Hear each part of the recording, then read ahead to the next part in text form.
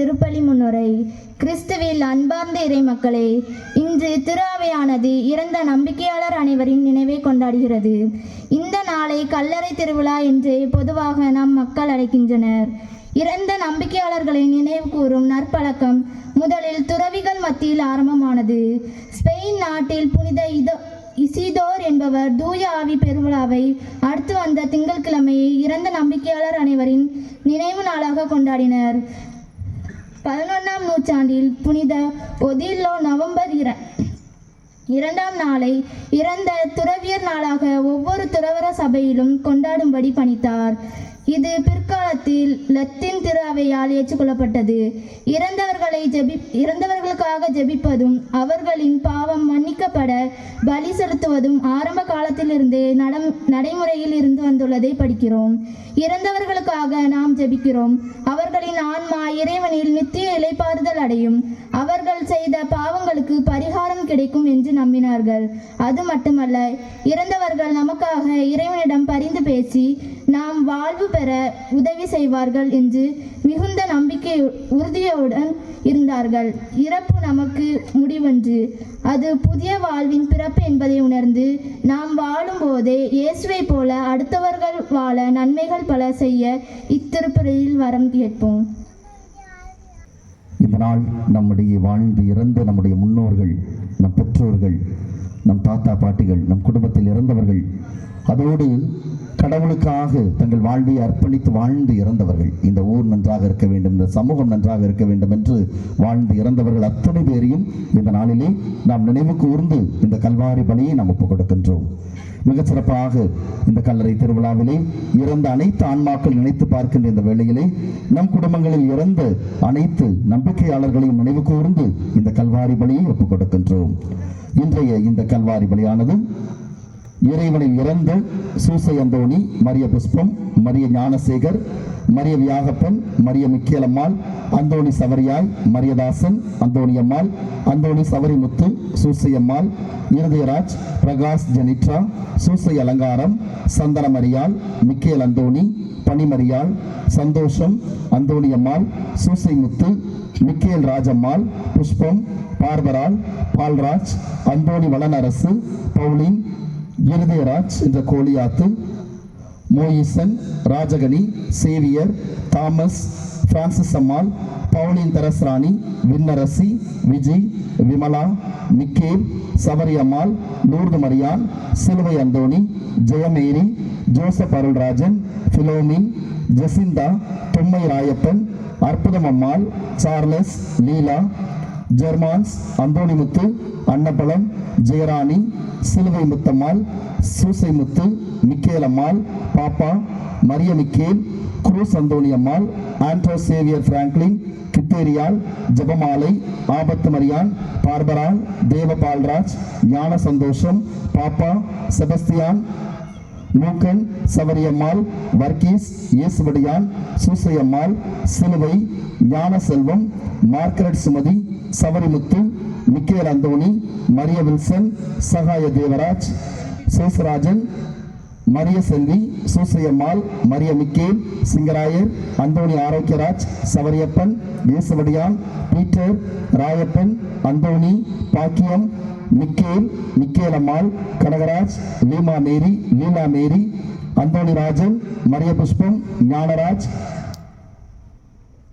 Emily, Savarimuthu, Santhana Mariyal, Susai Mikkel, Grace, Baby, Devaraj, பியோபன், மனோகர், அந்தோணி சேவியராஜ், மரிய பொன்னம்மாள், மரிய கென்ஸ்லின், ராஜம்மாள், சவரியம்மாள், மிக்கேல், ராசம்மாள், சூசைமுத்து, புஷ்பம், மரிய மிக்கேல், இன்னாசிமுத்து, மரியம்மாள், பார்பரால், தேவபால்ராஜ், ராஜமணி, ஆனரஞ்சன், மேரி நிர்மலி, நேசம்மாள், சூசைராஜ், ஆரோக்கிய செல்வராதா, சகாய Sangeetha, Michael கிருபின், புஷ்ப கமலா மேரி, சிலுவை, சவரியம்மாள், சிலுவை அந்தோணி, அந்தோணியம்மாள், தேவபால்ராஜ், மரிய விசுவாசம், அந்தோஸ் ஜெயராஜ், செபஸ்தியாயி, வில்லியம், விசுவாச அந்தோணி, ஜெயசீலி, சகாய பெபின், ஆக்னஸ் ஜெனிட்டா, ஜேசுராஜன், பூமணி, மரிய வாசகம், ராஜபாண்டியன், தஸ்னேவிஸ், சூசை ரோஜ், ஞான அமிர்தம், வசந்தி, யசோதா, பார்பரால், ஆபத் Maryan, Sebasthiyal, Anthonimuthu, Samadhanam, Jesinthal, Mikkel Raj, Savariyammal, David Raja, Mikkel Raj, Mariya Susai Martin, Mariya Jeyam, Anthonimuthu, Anthoniyammal, Varuvel Anthony, Sebasthiyal, Mariya Selvi, Anthony Sumithra, Yoseppu, Joseph, Chinnappan, Siluvaiyammal, Susai Anthony, Susai Mikkel, Mikkel, Othasai, Rayappan, Varuvelammal, Mikkel Anthony, Kurusonthani Ammal, மெய்சன், Rajeswari, Thilagar, Mikkel Anthony, Santhanam Ammal, Helen Mary, Hilda Mary, Baby, Susai Anthony, Rayappan, Chandra, Mikkel, Elias, Thommairaj, Janaki Pushpam, Susai Irudhaya Jegan, Rajakani, Susai Ammal, தொம்மை, Annapushpam, Sabarimuthu, Duraipandi, Sagayam, Jesurajan, James Robert Clive, Visuvas Anthony, Jeyaseeli, Rajamanickam, Mary, Sagaya Bebin, Santhana Francis, Jebamalai, Susai, Irudhayaraj, Selvarani, Fathima Rani, Irudhayaraj, Robert John Kennedy, Anthony, Gnanammal, Arokiyam, Annammal, Jayaraj, தங்கம். இந்த ஆன்மாக்களுக்காக சிறப்பாக இந்த கல்வாரி பலியானது ஒப்புக் கொடுக்கப்படுகிறது. இந்த ஆன்மாக்களோடு நம் கல்லறையில் அடக்கம் செய்யப்பட்டுள்ள அத்துணை ஆன்மாக்களுக்காகவும் மறந்து போன ஆன்மாக்களுக்காக இந்த சமூகம் நன்றாக இருக்க வேண்டும் என்று வாழ்ந்து தங்கள் வாழ்வை அர்ப்பணித்து வாழ்ந்து இறந்த அத்துணை ஆன்மாக்களுக்காகவும் இந்த கல்வாரி பலியிலே நாம் சிறப்பாக வேண்டிக் கொள்வோம்.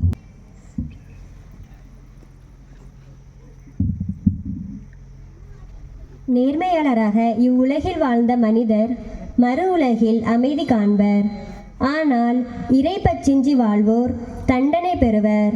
ஆகவே நம்மை அழைக்கின்ற கடவுளுக்கு நாம் எவ்விதத்தில் பதிலளிக்கின்றோமோ அதை பொறுத்தே நமது மறு உலக வாழ்வு அமையும் என சாலமோனின் ஞான நூலிலிருந்து எடுக்கப்பட்ட இன்றைய முதல் வாசகம் நமக்கு விளக்குவதை கேட்போம்.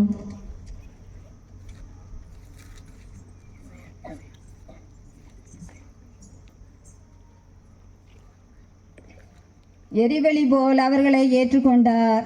சாலமோனின் ஞான நூலிலிருந்து வாசகம். அதிகாரம் 3, இறை வார்த்தைகள் 1 முதல் 9 முடிய. நீதிமான்களின் ஆன்மாக்கள் கடவுளின் கையில் உள்ளன. கடும் தொல்லை எதுவும் அவர்களை தீண்டாது. அறிவிலிகளின் கண்களில் இறந்தவர்களைப் போல் அவர்கள் தோன்றினார்கள். நீதிமான்களின் பிரிவு பெரும் துன்பமாக கருதப்பட்டது.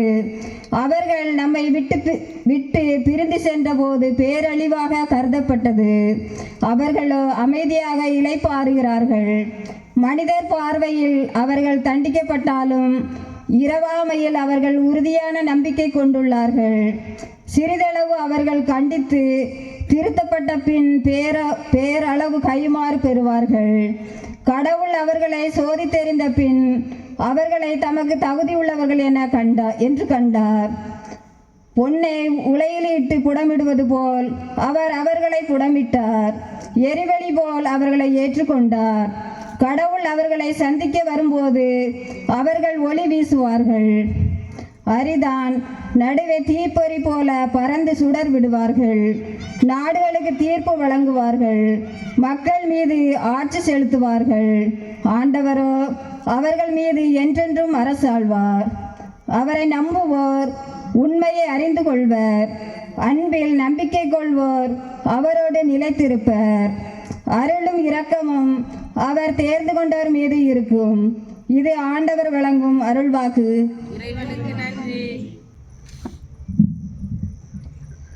இன்றைய இரண்டாம் வாசகத்தின் திருமுழுக்கின் வழியாக நம் கிறிஸ்துவோடு இணைந்திருக்கின்றோம் என்றும் அவரது சாவிலும் உயிர்ப்பிலும் பங்கு பெற்றுக் கொள்வோம் என்றும் பவுல் ஆணித்தரமாக எடுத்துரைக்கின்றார்.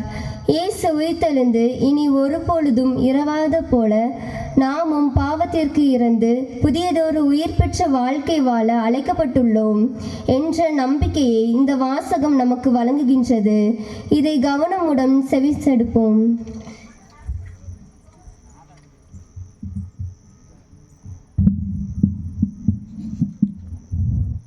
இரண்டாம் வாசகம். புதுவாழ்வு பெற்றவர்களாய் வாழ்வோமாக. திருத்தூதர் பவுல் ரோமேயருக்கு எழுதிய திருமுகத்திலிருந்து வாசகம். அதிகாரம் 6, இறை வசனங்கள் 3 முதல் 9 முடிய. சகோதர சகோதரிகளே, திருமுழுக்கினால் கிறிஸ்துவோடு இணைந்திருக்கும் நாம் அனைவரும் அவருடைய சாவாலும் அவரோடு இணைந்திருக்கின்றோம் என்பது உங்களுக்கு தெரியாதா? இறந்த கிறிஸ்துவை மாட்சிமிகு தந்தை உயிர்த்தெழச் செய்தார். அவ்வாறு நாமும் புதுவாழ்வு பெற்றவர்களாய் வாழும்படி திருமுழுக்கின் வழியாய் அவரோடு அடக்கம் செய்யப்பட்டோம். அவர் இறந்தது போலவே நாமும் அவரோடு ஒன்றித்து இறந்தோமெனில் அவர் உயிர்த்தெழுந்தது போலவே நாமும் அவரோடு ஒன்றித்து உயிர்த்தெழுவோம். நாம் இனிமேல் பாவத்திற்கு அடிமைகளாயிராதபடி நம்முடைய பழைய மனித இயல்பு அவரோடு சிலுவையில் அறையப்பட்டிருக்கிறது. இவ்வாறு பாவத்திற்கு உட்பட்டிருந்த நம் இயல்பு அழிந்து போகும். இது நமக்கு தெரியும். ஏனெனில் இறந்தோர் பாவத்தினின்று விடுதலை பெற்றுவிட்டனர் அன்றோ? கிறிஸ்துவோடு நாம் இறந்தோமாயின் அவரோடு வாழ்வோம் என்பதே நாம் கொண்டுள்ள நம்பிக்கை. இறந்து உயிருடன் எழுப்பப்பட்ட கிறிஸ்து இனிமேல் இறக்க மாட்டார். இனி அவர் சாவின் ஆட்சிக்கு உட்பட்டவர் அல்ல என நாம் அறிந்திருக்கிறோம். இது ஆண்டவர் வழங்கும் அருள்வாக்கு.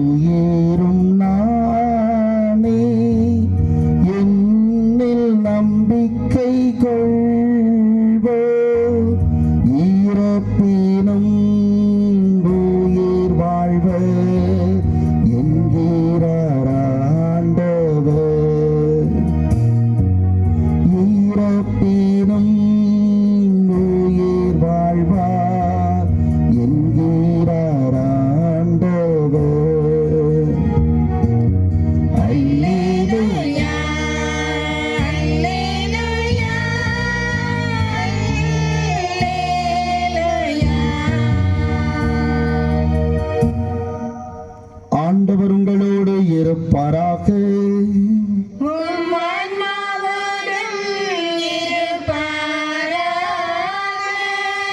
யோவான் எழுதிய தூய நற்செய்தியிலிருந்து வாசகம்.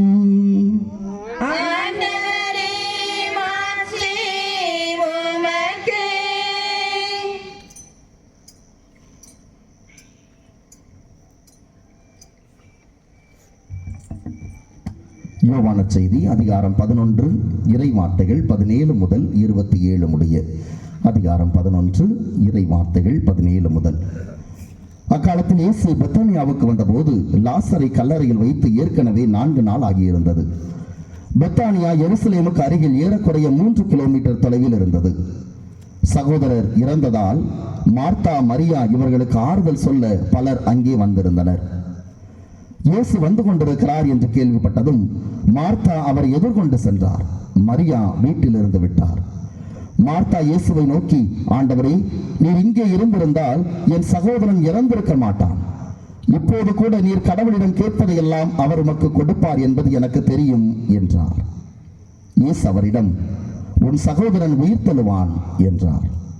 மார்த்தா அவரிடம், இறுதி நாள் உயிர்த்தெழுதலின் போது அவனும் உயிர்த்தெழுவான் என்பது எனக்கு தெரியும் என்றார்.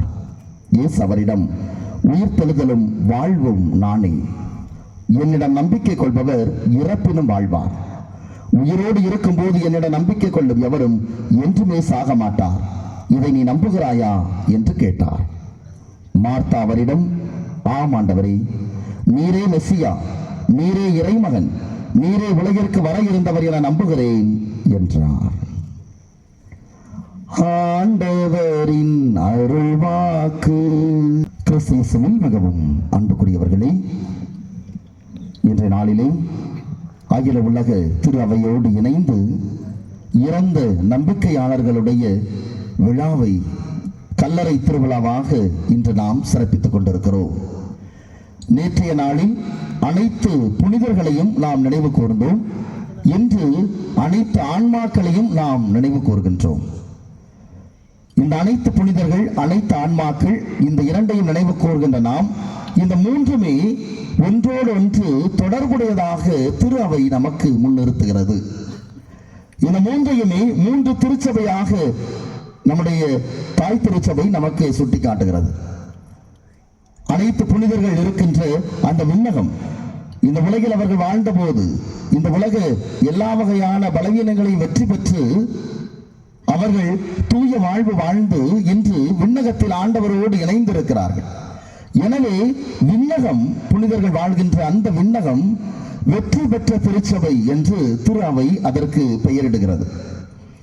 இரண்டாவது, இன்று நாம் நினைவு கூறுகின்ற ஆன்மாக்கள். நாம் யாரை நினைவு கூறுகின்றோம்? உத்தரிக்கிற நிலையில் இருக்கிற ஆன்மாக்களை இன்றைக்கு நாம் நினைவு கூறுகிறோம். இந்த உத்தரிக்கிற நிலையில் இருக்கிற ஆன்மாக்கள் தங்களது பாவங்களுக்கு கழுவாயாக, தங்களது பாவங்கள் கழுவப்படக்கூடிய அந்த நிலையில் இப்போது இருந்து கொண்டிருக்கிறார்கள். இந்த ஆன்மாக்கள் ஒரு வகையில் துன்பம் ஏற்று வாழ்ந்து கொண்டிருக்கிறார்கள். எனவே இந்த உத்தரிக்க நிலையில் இருக்கிற ஆன்மாக்கள் இருக்கின்ற அந்த இடத்தை திரு அவை துன்புறும் திரு அவை என்று அழைக்கிறது. அவர்கள் துன்புற்றுக் கொண்டிருக்கிறார்கள். அந்த துன்பங்கள் வழியாக, நம்முடைய பாவம் போக்கும் பலிகள் வழியாக அவர்கள் சுத்திகரிக்கப்பட்டு வெற்றி பெற்ற திருச்சபையாக விண்ணகத்திற்கு அவர்கள் செல்ல வேண்டும். எனவே அவர்கள் துன்புறும் திரு அவையில் இருக்கிறார்கள். மூன்றாவது, இந்த இரண்டிற்கும் விழா எடுக்கிற நாம் இந்த உலகில் வாழ்ந்து கொண்டிருக்கிறோம், பயணித்துக் கொண்டிருக்கிறோம். விண்ணக திரு அவை நோக்கி நம்முடைய பயணம் தொடர்ந்து கொண்டிருக்கிறது. எனவே நாம் பயணிக்கின்ற திரு அவை அல்லது போராடும் திரு அவை என்று திருச்சபை அழைக்கிறது. எனவே பயணித்துக் கொண்டிருக்கிற திரு அவையாகிய நாம் நேற்றைய நாளில் வெற்றி பெற்ற திரு அவையில் இருக்கிற புனிதர்களிடத்திலே நமக்காக வேண்டிக் கொள்ளுங்கள் என்று மன்றாடினோம். இன்று துன்புறும் துறவையில் இருக்கின்ற அந்த ஆன்மாக்களுக்காக நாம் ஜெபிக்கின்றோம். இந்த இரண்டும் அடுத்தடுத்த நாள் நடக்கிறது. நேற்று புனிதர்களிடத்திலே நமக்காக பரிந்து பேச வேண்டும் என்று கேட்டுக்கொண்டோம். இன்று நாம் துன்புறும் துறவையில் இருக்கிற அந்த ஆன்மாக்களுக்காக நாம் பரிந்து பேசுகிறோம் ஆண்டவரிடத்திலே. இந்த இரண்டும் அடுத்தடுத்து திரு அவை நமக்கு தந்திருக்கிறது. இந்த ஒரு தொடர்பில் தான் இந்த 2 நாட்களையும் திருச்சபை நமக்கு தந்திருக்கிறது. ஆக இந்த நாள் அத்துணை ஆன்மாக்களை நினைவு கூறுகிற ஒரு நாள். பல நேரங்களிலே நாம் நம்முடைய குடும்பத்தில் இருக்கிற ஆன்மாக்களை நினைவு கூறுகிறோம். அதிலும் குறிப்பாக நம் கண் முன்னால் வாழ்ந்து இறந்த ஆன்மாக்களைத்தான் பெரும்பாலும் நினைவு கூறுகிறோம். நம்முடைய பெற்றோராக இருக்கலாம், ஒருவேளை நாம் சிறு வயதில் இருக்கிற போது இறந்த நம்முடைய தாத்தா பாட்டிகளாக இருக்கலாம், நம்முடைய உடன்பிறப்புகளாக இருக்கலாம். இவர்களைத்தான் பெரும்பாலும் நாம் நினைவு கூறுகிறோம். ஆனால் இந்த நாள் அதையும் தாண்டி நம்முடைய முன்னோர்கள் அத்தனை பேரையும், நம்முடைய குடும்பத்தில் வாழ்ந்து இறந்த அத்துணை முன்னோர்களையும், நம்முடைய தாத்தா பாட்டியினுடைய அம்மா அப்பா, அவருடைய தாத்தா பாட்டி, இப்படி அந்த தலைமுறை முழுவதையும் இந்த நாளில் நினைவு கூறுவதற்கு திருச்சபை அழைக்கிறது. இரண்டாவது, யாரும் நினையாத ஆன்மாக்கள். பல கல்லறைகள் நாம் பார்த்திருப்போம், அப்படியே பாலடைந்து அந்த இடமே தெரியாமல் போயிருக்கும். ஏனென்றால் அதை யாருமே நினைவு கூறுவதற்கு இருக்க மாட்டார்கள், அதை தூய்மைப்படுத்துவதற்கு இருக்க மாட்டார்கள். அந்த ஆன்மாக்களையும் இந்த நாளில் நினைவு கூற திரு அவை அழைக்கிறது.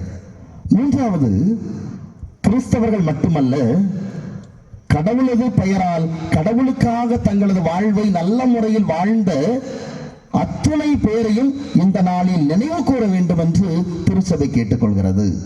ஆக அத்துணை பேருக்காகவும் இந்த ஆன்மாக்கள் திருவிழாவை நாம் சிறப்பித்துக் கொண்டிருக்கிறோம்.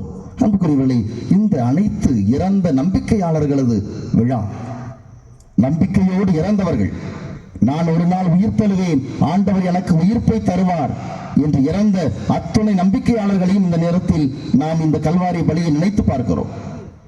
அப்ப இந்த விழா எனக்கு தருகிற செய்தி என்ன? 3 செய்திகளை இந்த விழா நமக்கு நேராக ஆணி அடித்தாறு போல் நமக்கு தருகிறது. இது ஆண்டாண்டு காலமாக இதே செய்திகள் தான் கொடுக்கப்படுகிறது.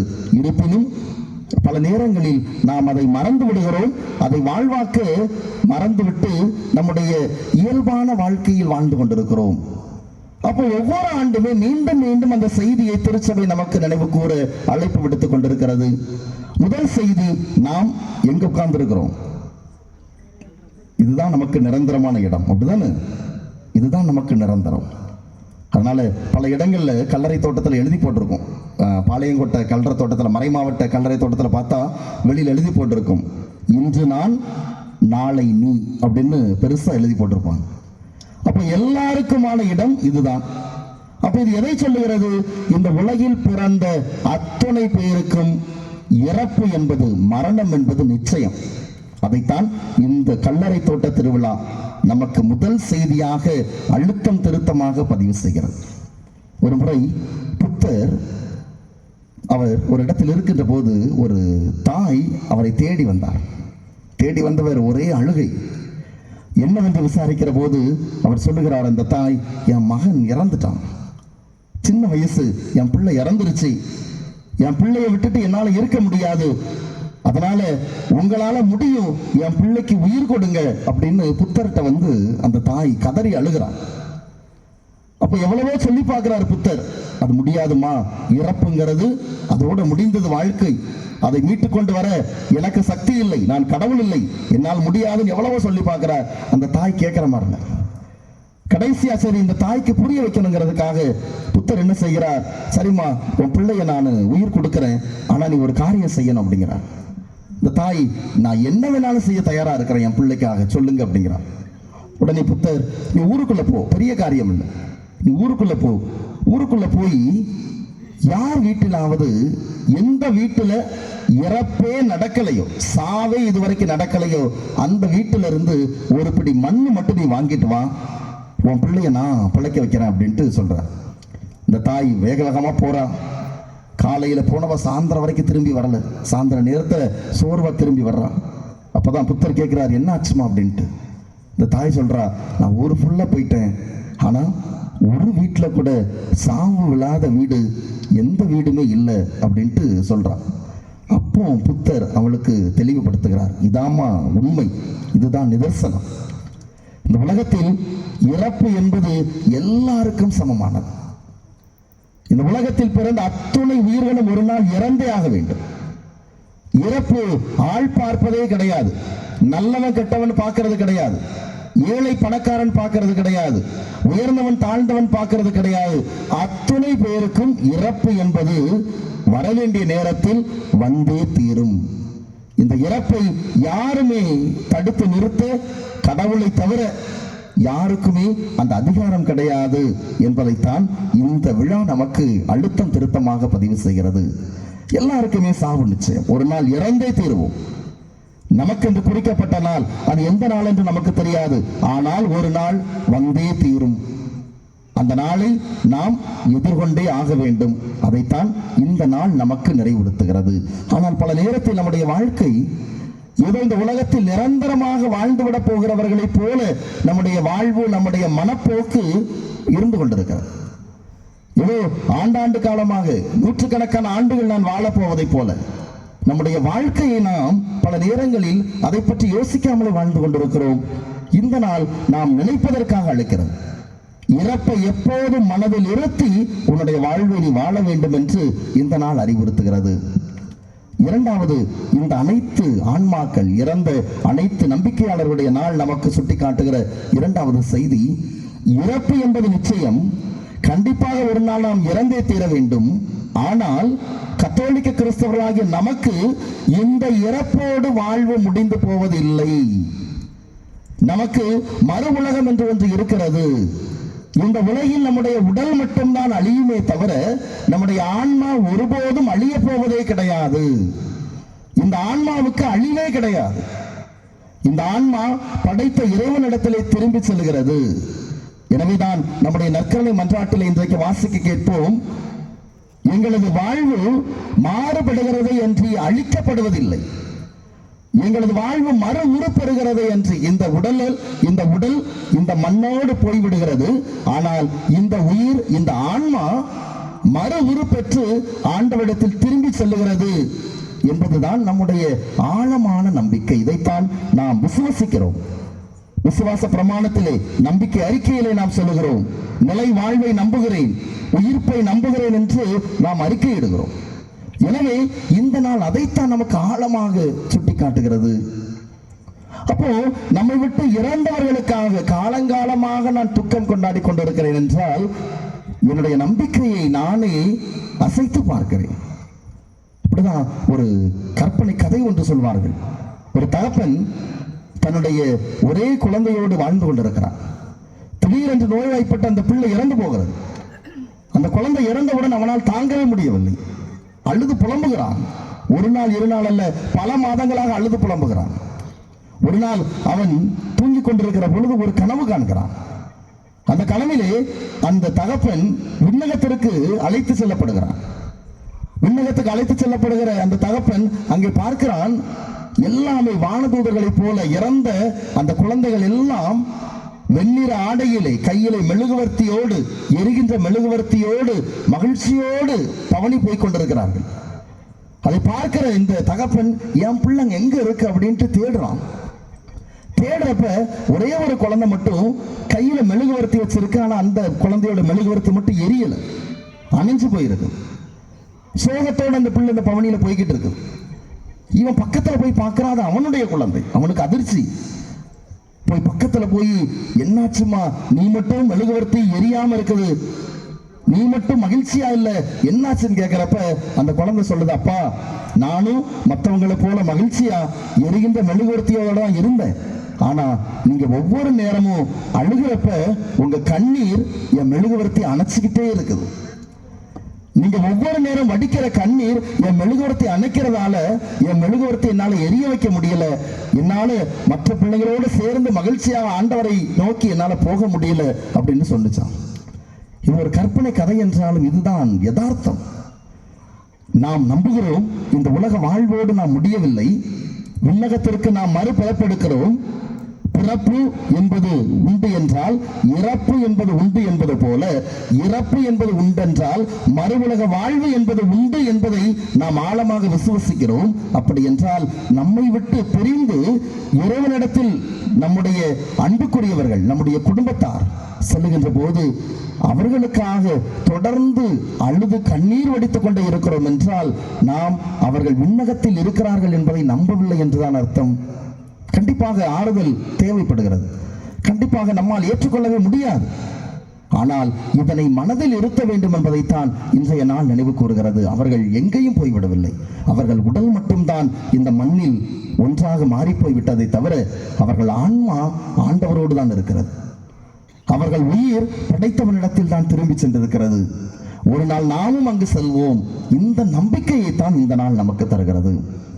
மூன்றாவது மிக முக்கியமான செய்தி, இந்த நாள் இறந்த நம்பிக்கையாளர்கள் நினைவு கூறுகிற இந்த நாளிலே நாம் மரணம் என்பது நிச்சயம் என்று நம்புகிறோம். இரண்டாவது, அந்த மரணத்தோடு நம் வாழ்வு முடியவில்லை, மறு உலக வாழ்வுக்காக நாம் கடந்து செல்கிறோம் என்று நம்புகிறோம். அந்த மறு உலக வாழ்வு நாம் விண்ணகத்திற்கு செல்ல வேண்டும் என்று நம்புகிறோம்.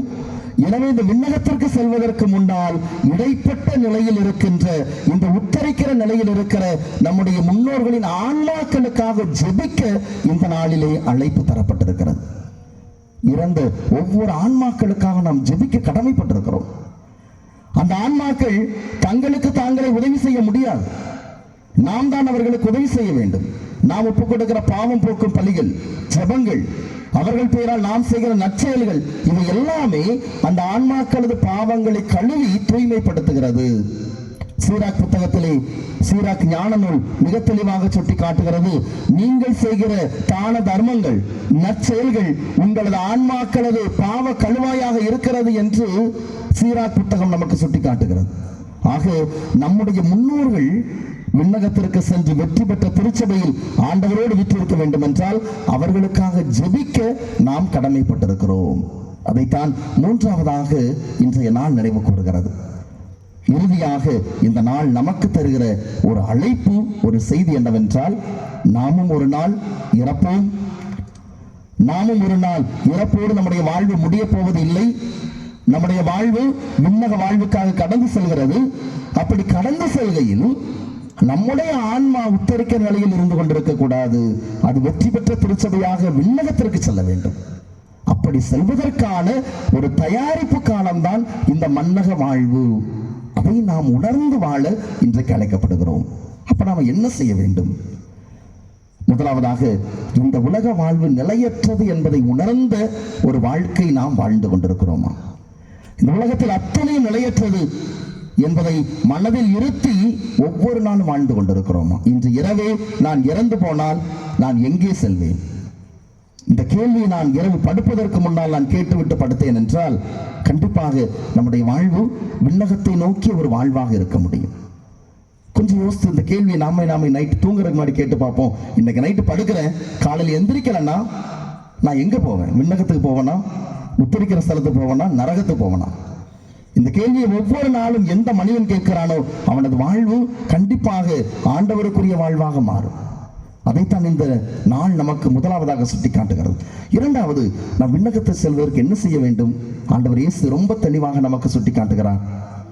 மத்தேயு நற்செய்தி 25ஆம் அதிகாரத்திலே நாம் பார்க்கிறோம். 21வது இறைவார்த்தையிலிருந்து கடவுள் நடு தீர்ப்பின் போது என்ன நடக்கும் என்பதை நமக்கு சுட்டி காட்டுகிறார். நீ இதை செய்தால் நீ விண்ணகத்துக்கு போவாய், இதை செய்யவில்லை என்றால் நீ விண்ணகத்துக்கு வரமாட்டாய் என்பதை ரொம்ப தெளிவாக ஆண்டவர் இயேசு நமக்கு தந்துவிட்டார். அதில் என்ன சொல்லுகிறார்?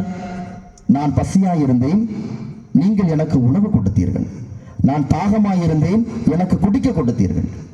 நான் அந்நியனாயிருந்தேன், என்னை உங்கள் வீட்டில் ஏற்றுக்கொண்டீர்கள். நான் ஆடையின்றி இருந்தேன், எனக்கு உடுத்தினீர்கள். நான் சிறையில் இருந்தேன், என்னை பார்க்க வந்தீர்கள் என்று இயேசு சொல்லுகிற போது அந்த மக்கள் கேட்கிற, ஆண்டவரே, நாங்கள் எப்போ உமக்கு பசியாற்றினோம்? எப்போது உமக்கு குடிக்க கொடுத்தோம்?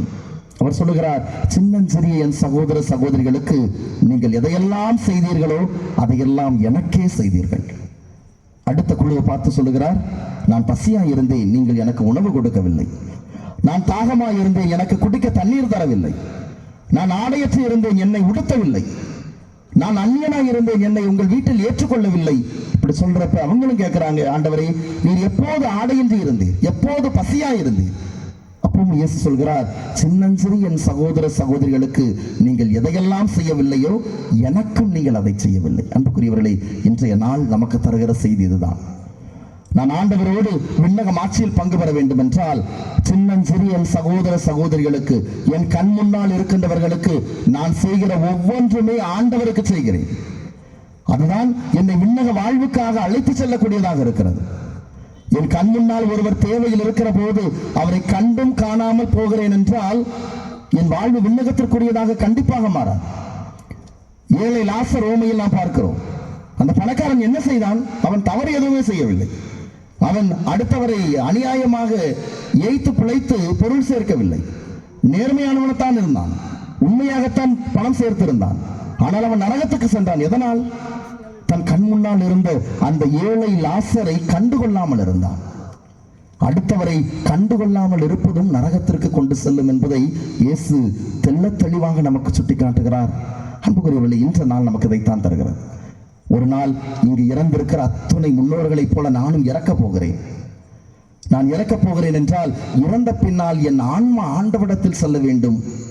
துன்புறும் திரு அவைக்கு செல்லாமல் வெற்றி பெற்ற திரு அவைக்கு செல்ல வேண்டும். அப்படி என்றால் அதற்கான வாழ்வை நான் இந்த உலகில் வாழ வேண்டும்.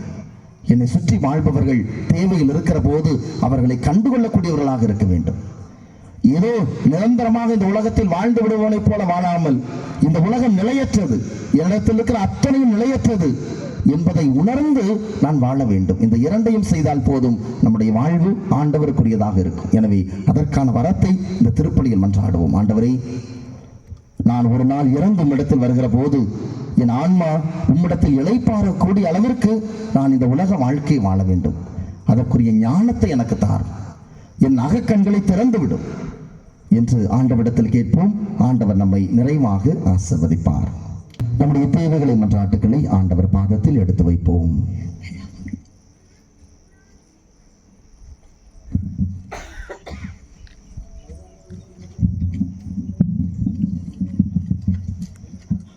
உயிர்ப்பும் உயிரும் நானே என்று உறுதிப்பட உரைத்த இயேசுவே, உம்முடைய திரு அவையை வழிநடத்தும் திருத்தந்தை, ஆயர்கள், குருக்கள், துறவரத்தார், பொதுநிலையினர் ஆகியோரை பேணிக்காத்து திரு அவையை நற்செய்தி பாதையில் கொண்டு செல்ல தேவையான அனைத்து வரங்களையும் ஆவியின் கொடைகளையும் பொழிந்தருள வேண்டுமென்று இறைவா உம்மை மன்றாடுகிறோம். ஆண்டவரே, எங்கள் மன்றாட்டை கேட்டருளும். உலக நாயகனே எம் இறைவா, நாட்டு தலைவர்கள், ஆட்சியாளர்கள் அனைவரும் மக்கள் நீதி நெறியில் நடத்தி செல்ல பரந்த மனதையும் தாராள குணத்தையும் அவர்களுக்கு அளித்து மக்களின் துயர் துடைப்பவர்களாகவும் நலன் காப்பவர்களாகவும் அவர்கள் வாழ தேவையான ஞானத்தை தந்தருள வேண்டுமென்று இறைவாமை மன்றாடுகிறோம். ஆண்டவரே, எங்கள் மன்றாட்டை கேட்டருளும். என்னாலும் எங்களை தேற்றுபவரே, எங்களுடைய வாழ்க்கையில் ஏற்படும் துன்பங்கள், துயரங்கள், பிரச்சனைகளிலிருந்து எங்களை விடுவித்து எங்கள் வாழ்வில் சந்தோஷமும் மகிழ்வும் ஏற்பட நீரே எங்களை காக்கும் தெய்வம் என்ற உறுதியான உணர்வினை எங்கள் மனதில் பதித்து உம்மை அதிகமாக அன்பு செய்யவும் ஆழமாக நேசிக்கவும் வரம் அருள இறைவா உம்மை மன்றாடுகிறோம். ஆண்டவரே, எங்கள் மன்றாட்டை கேட்டருளும். உயிர்ப்பும் உயிரும் நானே என்று நம்பிக்கை அளித்தவரே, அனைத்து ஆன்மாக்களுக்காக மன்றாடுகின்றோம். குறிப்பாக மண்ணலக வாழ்வில் யாரும் நினையாத ஆன்மாக்களையும் நீர் கருணை கண்கொண்டு நோக்கி அவர்களுக்கு முடிவில்லா வான்வீட்டில் நிலையான இளைப்பாறுதல் அளிக்க இடமளித்தருள இறைவாமை மன்றாடுகின்றோம். உயிர்ப்பும் உயிரும் நானே என்ற எங்கள் ஜீவனுள்ள இறைவா, விபத்தினாலும் தற்கொலையினாலும் இறந்த ஆன்மாக்களை உமது இரக்கமிகு பாதத்தில் சமர்ப்பிக்கின்றோம். இவர்கள் அனைவரும் தங்கள் வாழ்வில் உமக்கு விரோதமாக செய்த அனைத்து பாவங்களையும் குற்றங்களையும் மன்னித்து உமது வான்வீட்டில் இவர்களுக்கு நித்திய இளைப்பாட்சியை அளித்தருள வேண்டுமென்று உம்மை மன்றாடுகிறோம். ஆண்டவரே, எங்கள் மன்றாட்டை கேட்டருளும். இவர் வழியாக இவரோடு இவரில் எல்லாம் வல்ல இறைவனாகிய தந்தையே, தூய ஆவியாரின் ஒன்றிப்பில் எல்லா புகழும் மாட்சியும் என்றென்றும் உமக்கு உரியதே.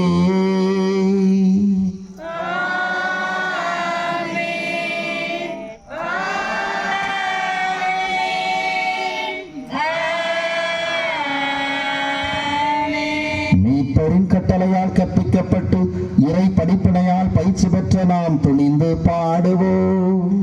விண்ணுலகில் இருக்கின்ற எங்கள் தந்தையே, உமது பெயர் தூயதென போற்றப் பெறுக.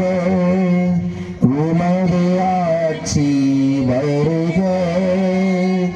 உமது திருவுளம் விண்ணுலகில் நிறைவேறுவது போல மண்ணுலகிலும் நிறைவேறுக. எங்கள் அன்றாட உணவை இன்று எங்களுக்கு தாரும். எங்களுக்கு எதிராக குற்றம் செய்வோரை நாங்கள் மன்னிப்பது போல எங்கள் குற்றங்களை மன்னியும். எங்களை சோதனைக்கு உட்படுத்தாதேயும், தீமையிலிருந்து எங்களை விடுவித்தருளும். ஆண்டவரே, தீமை அனைத்திலிருந்தும் எங்களை விடுவித்து எங்கள் வாழ்நாளில் அமைதியை கனிவுடன் அருள உம்மை மன்றாடுகிறோம். உமது இரக்கத்தின் உதவியால் நாங்கள் பாவத்தில் இருந்து எப்போதும் விடுதலை பெற்று யாதொரு கலக்கமுமின்றி நலமாயிருப்போமாக. நாங்கள் இது நோக்கி இருக்கும் பேரின்பத்திற்காகவும் மீட்பராகிய இயேசு கிறிஸ்துவின் வருகைக்காகவும் காத்திருக்கின்றோம்.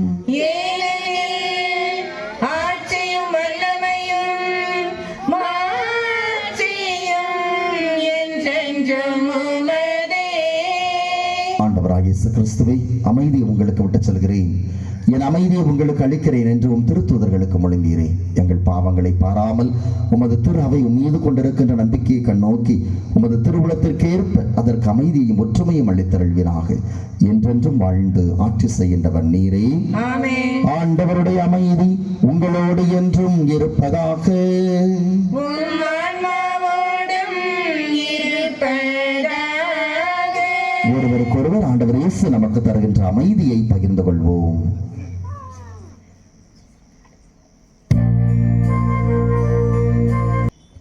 அன்புக்குரியவர்களே, நற்கருணை நான் ஆங்காங்கே நீங்கள் இருக்கிற இடத்திற்கே கொண்டு வருகிறேன். எனவே எல்லாம் இங்கே முன்ன வர வேண்டாம். ஆங்காங்கே வந்து நான் நற்கருணை வழங்குகின்றேன்.